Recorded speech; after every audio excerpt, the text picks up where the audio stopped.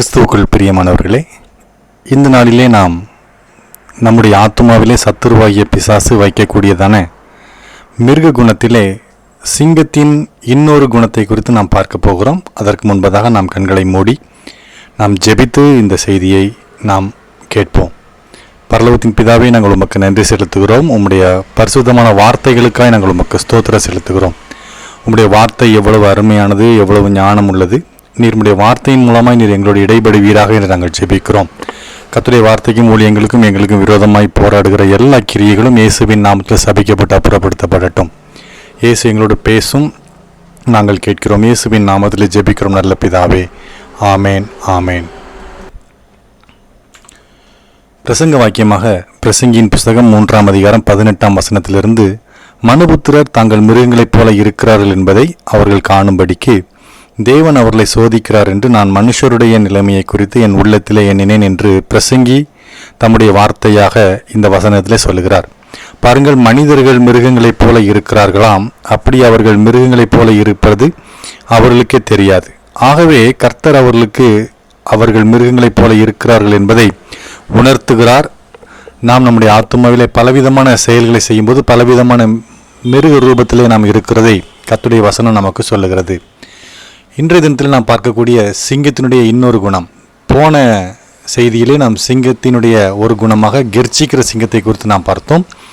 இன்றைய தினத்திலே நாம் பார்க்கக்கூடிய இன்னொரு குணம், இந்த சிங்கத்தினுடைய எதிர்த்து நிற்கக்கூடிய ஒரு குணத்தை குறித்து நாம் பார்க்க போகிறோம். நியாயாதிபதிகளின் புஸ்தகம் 14ஆம் அதிகாரம் 5வது வசனம், அப்படியே சிம்சோனும் அவன் தாயும் தகப்பனும் திம்னாத்துக்கு போக புறப்பட்டார்கள். அவர்கள் திம்னாத் ஊர் திராட்சை தோட்டங்கள் மட்டும் வந்தபோது இதோ கெர்ச்சிக்கிற பாலசிங்கம் ஒன்று அவனுக்கு எதிராக வந்தது. பாருங்க, ஒரு கெர்ச்சிக்கிற பாலசிங்கம் அந்த நபருக்கு, சிம்சோனுக்கு எதிராக வந்தது, அதாவது எதிர்த்து வந்தது என்று நாம் பார்க்க முடிகிறது. எதிரிட்டு வருகிற இந்த பாலசிங்கம், அதனுடைய பெயரின் அடிப்படையிலே பார்த்தோம்னா அது பாலசிங்கம். பாலசிங்கம் என்றால் வலிமை மிகுந்த அல்லது பலம் மிகுந்த இளம் சிங்கம் என்று அர்த்தம். சிங்கங்கள் ஒன்றுக்கும் பின் இடையாது, அதாவது பயப்படாது என்பதெல்லாம் நம்முடைய வேதம் நமக்கு சொல்லுகிற சிங்கத்தினுடைய குணங்களாய் காணப்படுகிறது. இந்த சிங்கம் ஒரு மனுஷனுக்கு எதிரிட்டு வருகிறது. அப்போ இந்த சிங்கத்தினுடைய குணமாகிய எதிர்த்து நிற்கக்கூடிய ஒரு குணத்தை நம்முடைய ஆத்துமாவிலே பிசாசு நமக்கும் தெரியாமலே அவன் வைத்து விடுகிறான். அப்படி வைத்து விட்டா நாம் யாருக்கெல்லாம் விரோதமாக எதிர்த்து நிற்கிறோம் என்பதை நாம் பார்க்க போகிறோம். லேவியராகமம் 26ஆம் அதிகாரம் 21வது வசனத்திலே, நீங்கள் எனக்கு செவி கொடுக்க மனதில்லாமல் எனக்கு எதிர்த்து நடப்பீர்களானால் நான் உங்கள் பாவங்களுக்கு தக்கதாக இன்னும் ஏளத்தனையான வாதையை உங்கள் மேல் வரப்பண்ணி என்று கர்த்தர் சொல்கிறார். பாருங்க, பிதாவாகிய தேவன் தம்முடைய வார்த்தையை வேத புஸ்தகத்திலே எழுதி கொடுத்திருக்கிறார். இஸ்ரவேல் ஜனங்கள் காலத்திலேயே இந்த நியமங்கள் பரிசுத்த நியமங்களாய் நமக்கு கொடுக்கப்பட்டது. ஆனால் இந்த மனிதர்கள் அவைகளுக்கு கீழ்ப்படியாமல் தங்கள் மனம் போன போக்கிலே வாழ்ந்து கொண்டிருந்தார்கள். ஒரு மனுஷன் தன்னுடைய வாழ்க்கையில என்ன செய்யணும், என்ன செய்யக்கூடாது என்பதையெல்லாம் கர்த்தர் தெளிவாக அந்த வார்த்தையிலே சொல்லியிருந்தார். ஆனால் இந்த ஜனங்கள், கட்டளையை பெற்ற ஜனங்கள், அவைகளை படித்தறிந்த ஜனங்கள், அவைகளுக்கு கீழ்ப்படியாமல் அவர்கள் தங்கள் மனம் போன போக்கிலே வாழ்ந்து கொண்டிருந்தார்கள். அதனால தான் கர்த்தருடைய வார்த்தை சொல்கிறது, நீங்கள் எனக்கு எதிர்த்து நடக்கிறீர்கள். அதாவது எந்த ஒரு தேவன் பரிசுத்தராக இருக்கிறாரோ, எந்த தேவன் நம்மை பரிசுத்தத்துக்கு அழைத்திருக்கிறாரோ அந்த தேவனுக்கு விரோதமான பாவங்களை நாம் செய்யும்போது தேவனுக்கு நாம் எதிர்த்து நிற்கிறோம் என்று நாம் பார்க்கிறோம். பாருங்க, ஓசியா 9ஆம் அதிகாரம் 8வது வசனத்துல, எப்பிராயீமின் காவல்காரர் என் தேவனோடு எதிர்த்து நிற்கிறார்கள் என்று அந்த வசனத்திலே சொல்லுகிறது. நம்ம போன வார்த்தையில பார்த்தோம், ஏராளமான விசுவாசிகள் அல்லது கர்த்தருடைய பிள்ளைகள் தேவனுக்கு எதிர்த்து நின்றார்களாம். இந்த வார்த்தை சொல்லுகிறது, தேவனுடைய ஊழியக்காரர்கள், எப்பிராயீமின் காவல்காரர் அப்படின்னு சொன்னா தேவனுடைய ஊழியக்காரர்கள், எப்பிராயிம் கோத்திரத்தினுடைய காவல்காரர்கள் கர்த்தரோடு எதிர்த்து நிற்கிறார்கள். அதாவது ஊழியர்களே கர்த்தருக்கு விரோதமாய் பாவம் செய்து தேவனுக்கு எதிர்த்து நிற்கிறார்களாம். அப்போஸ்தலர் 7ஆம் அதிகாரம் 51வது வசனத்துல, வணங்கா கழுத்துள்ளவர்களே, இருதயத்திலும் செவிகளிலும் விருத்த சேதனம் பெறாதவர்களே, உங்கள் பிதாக்களைப் போல நீங்களும் பரிசுத்த ஆவிக்கு எப்பொழுதும் எதிர்த்து நிற்கிறீர்கள் என்று இந்த வார்த்தையிலே ஸ்தேவான் அப்போஸ்தலன் சொல்கிறார். ஸ்தேவான் என்கிற ஒரு மனுஷனை கல்லெறிந்து கொள்ளும்படி ஜனங்கள் இழுத்து கொண்டு போகிறார்கள். அப்பொழுது ஸ்தேவான் பரிசுத்த ஆவியிலே நிறைந்தவராய் வானத்தை அண்ணாந்து பார்க்கையிலே பிதாவாகிய தேவனையும் அவருடைய சமூகத்திலே கர்த்தராகிய கிறிஸ்துவையும் பார்க்கிறார். அப்படி பார்த்து அவர் கல்லெறியப்படுகிற அந்த சம்பவத்திற்கு சற்று முன்பதாக இந்த வார்த்தை சொல்லப்படுகிறது, பரிசுத்த ஆவியானவருக்கு நீங்கள் எதிர்த்து நிற்கிறீர்கள் என்று. கர்த்தராகிய தேவனை எந்த மனுஷன் எதிர்த்து நிற்கிறானோ அதே நபர் அப்படியே அவன் பரிசுத்த ஆவிக்கும் எதிர்த்து நிற்கிறான். பரிசுத்த ஆவியானவரும் நம்மோடே அவர் இணைந்திருக்கிறவர், நம்முடைய ஆவியோடு அவர் இணைந்திருக்கிறார். பரிசுத்த ஆவியானவர் மனிதனுக்கு கொடுக்கப்பட்ட ஒரு அருள் கொடை. இந்த பரிசுத்த ஆவியானவர் நமக்காக நம்மோடு இருந்த ஒரு வாக்கு கடங்காத விண்ணப்பங்களை பரலோகத்தின் தேவனாகிய கர்த்தருடைய சமூகத்திலே அவர் ஏறெடுத்து கொண்டிருக்கிறார். இந்த பரிசுத்த ஆவியானவருக்கு விரோதமாய்த்தான் நாம் எதிர்த்து நிற்கிறோமாம். உபாகமத்தின் புஸ்தகம் 1ஆம் அதிகாரம் 26ஆம் வசனம் சொல்கிறது, அப்படி இருந்தும் நீங்கள் போக மாட்டோம் என்று உங்கள் தேவனாகிய கர்த்தருடைய கட்டளைக்கு விரோதமாக எதிர்த்து, அப்படி சொல்லி அந்த வசனத்தில் எழுதப்பட்டிருக்கிறது. பாருங்க, நாம தேவனாகிய கர்த்தரை எதிர்க்கிறோம், பரிசுத்த ஆவியானவரை நாம் எதிர்க்கிறோம். அதை தொடர்ந்து நாம் எதிர்த்து நிற்கிறது கர்த்தருடைய கட்டளை அல்லது கர்த்தருடைய வேத புஸ்தகம். ஒரு மனுஷன் கர்த்தருடைய வேத புஸ்தகத்துக்கு விரோதமாகவும் எதிர்த்து நிற்கிறான். அதில் செய் என்று சொல்லப்பட்ட வார்த்தைகளுக்கு செய்யாமலும், செய்யாதே என்று சொல்லப்படுகிற வார்த்தைகளுக்கு நாம் கீழ்ப்படியாமல் செய்தோம் என்று சொன்னால் நாம் கர்த்தருடைய கட்டளைகளுக்கு விரோதமாய் கீழ்ப்படிந்து நிற்கிறோம் என்று அர்த்தம். 2 தீமோத்தேயு 3ஆம் அதிகாரம் 8வது வசனத்தில், என்னையும் எம்பிரையும் மோசைக்கு எதிர்த்து நின்றது போல இவர்களும் சத்தியத்துக்கு எதிர்த்து நிற்கிறார்கள் என்று அந்த வசனம் சொல்லப்படுகிறது. யார் ஒருவன் கர்த்தருடைய வேத வசனமாகிய தேவனுடைய வார்த்தைக்கு எதிர்த்து நிற்கிறானோ ஆட்டோமேட்டிக்காக அவர்கள் சத்தியத்திற்கு எதிர்த்து நிற்கிறார்கள் என்று நாம் அர்த்தம் கொள்ள முடியும். ஏனென்றால் சத்தியம் என்றாலே கர்த்தருடைய வேத புஸ்தகம்தான். வேத புஸ்தகத்தில் எழுதப்பட்டிருக்கிற அத்தனை வார்த்தைகளும் தேவனால் அருளப்பட்டவைகள், அவைகள் ஜீவன் உள்ளவைகள், அவைகள் சத்தியமானவைகள். எப்படி இந்த மோசைக்கு விரோதமாய் 2 நபர்கள் என்னே எம்பிரே என்று சொல்லப்படுகிற அந்த ஜனங்கள் எதிர்த்து நின்றார்களோ அதற்கு சமமாக இன்றைய தினத்தில் நாம சத்தியத்திற்கு விரோதமாய் நாம் நினைச்சிரோம்னா எதிர்த்து நிற்கிறோம். அதாவது தேவனுடைய வார்த்தைக்கு நாம கீழ்ப்படிய மறுக்கிறோம் என்று அர்த்தமாக இருக்கிறது. அப்போஸ்தலர் நடவடிக்கைகளின் புஸ்தகம் 13ஆம் அதிகாரம் 8வது வசனத்துல மாய வித்தைக்காரன் என்றும் அர்த்தம் கொள்ளும் பேரையுடைய அந்த எலிமா என்பவன் அதிபதியை விசுவாசத்தினின்று திருப்பும்படி வகை தேடி அவர்களோடே எதிர்த்து நின்றான் என்று அந்த வசனத்தில் எழுதப்பட்டிருக்கிறது. பாருங்கள், ஒரு ஊழியத்திற்காக கர்த்தருடைய அப்போஸ்தலர்கள் போகிறார்கள். அப்படி போகும்போது அந்த இடத்துல பெரிய அற்புதங்கள் அடையாளங்களும் நடைபெறுகிறது. பவுல் அந்த இடத்துல நிற்கிறார். பவுல் அந்த ஒரு அதிபதியை அவர் கர்த்தருடைய வார்த்தையை சொல்லி தேவனுடைய விசுவாசத்திற்குள்ளே அழைத்து இழுத்து கொண்டிருக்கும் பொழுது அங்கே ஒரு நபர் வருகிறார். அவருடைய பெயர் எலிமா. இந்த எலிமா என்பவன் மாய வித்தைக்காரன், ஒரு மேஜிக் நிபுணன். இவன் இந்த எலிமா என்கிற நபர் அந்த தேசத்தினுடைய அதிபதியை கர்த்தருடைய வார்த்தையினின்று அல்லது விசுவாசத்தினின்று திருப்பும்படி வகை தேடுகிறான். அவன் அந்த அதிபதி கர்த்தருடைய வார்த்தைக்கு கீழ்ப்படிவதை இவன் விரும்பவில்லை. ஆகவே அந்த நபர் ஊழியக்காரங்களுக்கு என்ன செய்றான்னா எதிர்த்து வந்து நிற்கிறான். அப்போ அந்த அதிபதியை விசுவாசத்தினின்று திருப்பும்படி எழும்பின அந்த மந்திரவாதி அல்லது அந்த மாய வித்தைக்காரன் பவுலோடும் பவுலை சேர்ந்த பரிசுத்தவான்களோடும் எதிர்த்து நிற்கிறதை நாம் பார்க்க முடியும்.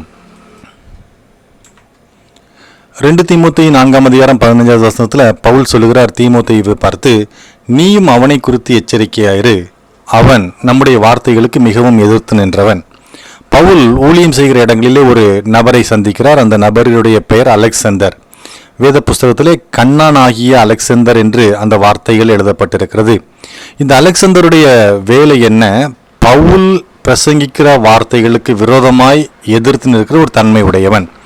இந்த பவுல் எங்கெல்லாம் போய் பிரசங்கிக்கிறாரோ அங்கே போய் அவருடைய வார்த்தைகளுக்கு விரோதமான வார்த்தைகளை ஜனங்களுக்கு சொல்லி அந்த பவுலுடைய வார்த்தைகளை எதிர்த்து நிற்கக்கூடிய தன்மை உடையவனாய் இந்த அலெக்சந்தர் என்ற நபர் இருந்தார்.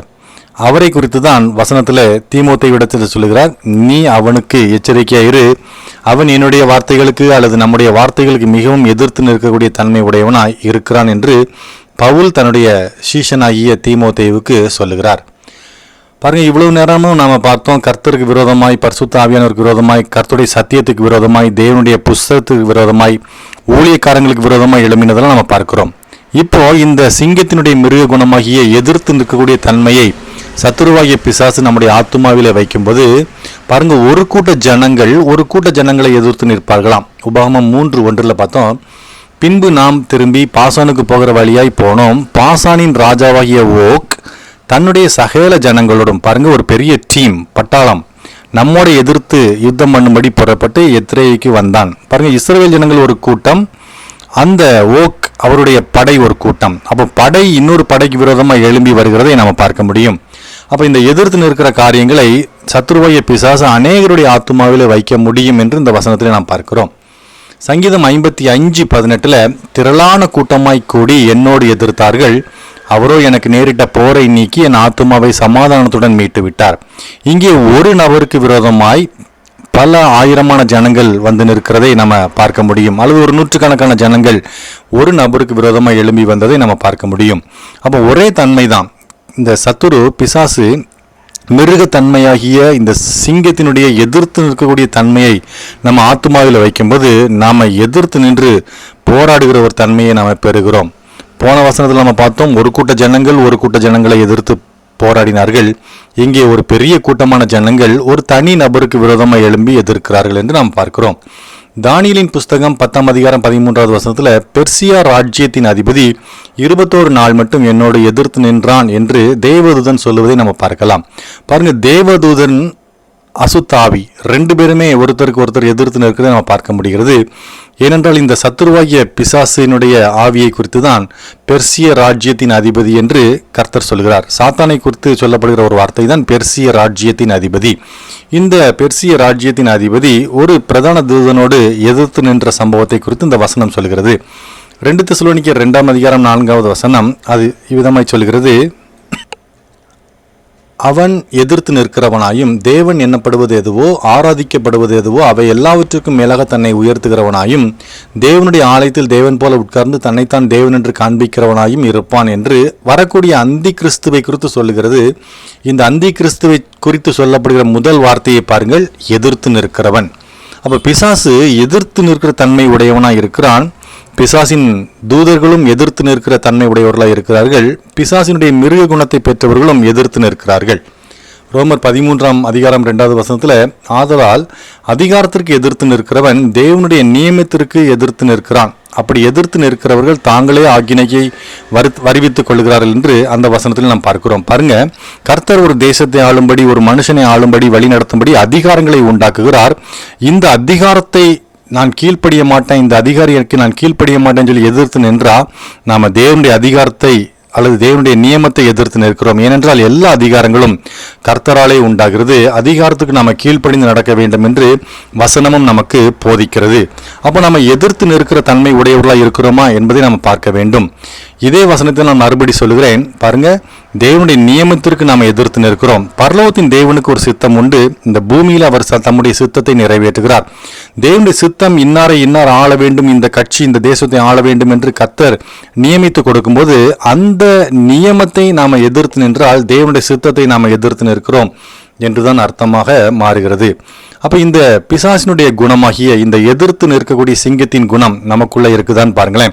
பாருங்க, நம்ம தேவனை நம்ம எதிர்க்கிறோமா, வசனத்திற்கு எதிர்த்து நிற்கிறோமா, ஆவியானவரை நம்ம எதிர்க்கிறோமா, கர்த்தருடைய வார்த்தையை நம்ம எதிர்க்கிறோமா, ஊழியக்காரனுடைய வார்த்தைக்கு எதிர்த்து நிற்கிறோமா, ஊழியக்காரனை எதிர்த்து நிற்கிறோமா, அல்லது ஜனக்கூட்டத்தை நம்ம எதிர்த்து நிற்கிறோமா, தேவ நியமத்தை எதிர்த்து நிற்கிறோமா, அதிகாரத்தை நாம் எதிர்த்து நிற்கிறோமா என்பதை குறித்து நாம் சிந்தித்து தியானிக்க வேண்டியது அவசியமாக இருக்கிறது. நாம் ஜெபிக்கலாம். பிதாவே, நாங்கள் உமக்கு நன்றி செலுத்துகிறோம். கிருபைக்காய் உமக்கு ஸ்தோத்திரம் செலுத்துகிறோம். வார்த்தையின் மூலமாய் நீர் எங்களுடைய இடைப்பட்ட அன்பிற்காக உமக்கு நன்றி. இன்றைய தினத்தில் எதிர்த்து நிற்கக்கூடிய ஒரு தன்மை, சிங்கத்தின் தன்மையை குறித்து எங்களிடத்திலே கர்த்தர் பேசினீர். இதுபோல எதிர்த்து நிற்கக்கூடிய சிங்கத்தின் மிருக குணத்தை ஆண்டவரே சத்துருவாகிய பிசாசு எங்கள் இருதயத்தில் வச்சிருந்தா, ஆத்துமாவில் வச்சிருந்தா அவைகளுக்காய் நாங்கள் வருத்தப்படுகிறோம். அவைகள் எங்களுக்கு தேவையில்லை என்று நாங்கள் அறிக்கை செய்கிறோம். ஆண்டவரே, அந்த மிருக குணத்தை எங்களை விட்டு அகற்றி போட்டு உம்முடைய சாயலையும் உம்முடைய தேவ நற்குணத்தையும் எங்களுக்கு தருவீராக நாங்கள் ஜெபிக்கிறோம். எங்களோட பேசின அன்பிற்காக உமக்கு நன்றி. எல்லா துதி கன மகிமை நாங்கள் உமக்கு செலுத்துகிறோம். இயேசுவின் நாமத்தில் ஜெபிக்கிறோம் நல்ல பிதாவே. ஆமேன், ஆமேன். தேங்க்யூ. God bless you.